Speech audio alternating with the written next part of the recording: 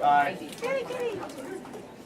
This is a great group. I mean, I just have to say, before I tell my story, that it is so wonderful to see so many people up here and hear so many new and wonderful stories. Isn't everybody fabulous? Okay, so some of you know, because you've been here before, that in real life my job is as a private investigator. That's what I do. I've been doing it for a long time, and I've done a lot of different things. Now, one of the most awkward moments came when, well, let's start with this. I had an agency that had 27 female investigators. Yeah! Yeah. We were all ages, sizes, shapes, and colors. We could go anywhere, we could fit into any place, and we could get away with anything. So when a woman called me and said, there's a party at my husband's office, and I know he's messing around with one of the secretaries, I said, we got it covered. No problem. I have crashed many parties successfully. I can do this. So we found out that the party was at the old Barclay Hotel up on Rittenhouse Square. It was a real formal affair, and the husband had said, nobody's bringing their spouses. It's company only. Yeah, right. Okay. So another investigator and I got our act together, and we looked okay. I mean, about as good as I could look. The girls were sitting up. I was wearing my little black dress. Hey, don't mess with the girls. Okay. I had on my 6-inch heels, and I was about as good as I was going to get. It was okay. Now, this is how you crash a party, folks. You walk into a room.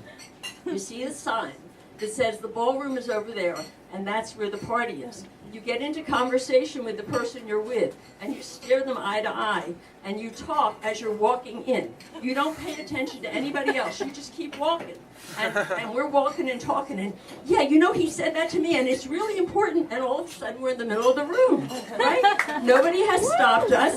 We're in the middle of the room. We could hear the noise around us, and then the noise stopped. And we're still looking at each other. But I looked this way, and then I looked that way, and then I realized we were the only two women in the room. They were telling the truth. It was a guy's only party. There were no little cute secretaries there. So if he was having an affair, it wasn't going to be at that party. And we're standing in the middle of the room looking at each other, and everybody is standing around looking at us.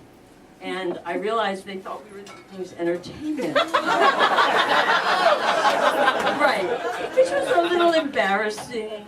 But I looked around and I said, well, isn't anybody going to buy me a drink? And 198 of the 200 men in that room bought me drinks. And that plant sitting next to the bar was really drunk because I can just drink so much. I can hold my Jack Daniels, but you know, after 3, I'm done. That's it. And we tried really hard. We did the best we could to talk to everybody. We had a great time. We were sweat beyond. It was fun. We had a good time. We flirted with everybody. We talked to everybody. We didn't see our guy. We kept moving from guy to guy to guy to guy. We were outrageously ridiculous and inappropriate, and it was fun. We had a fabulous time. And towards the end of the evening, when I couldn't stand up straight anymore, there was my subject in a corner with his partner. This was the night he had decided to come out. So yes, he was there.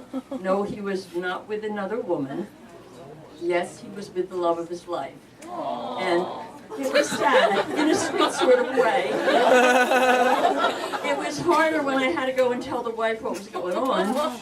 But it was even harder after that when I had to ask her for additional money because I needed to get a cab to get home because I couldn't drive my own car.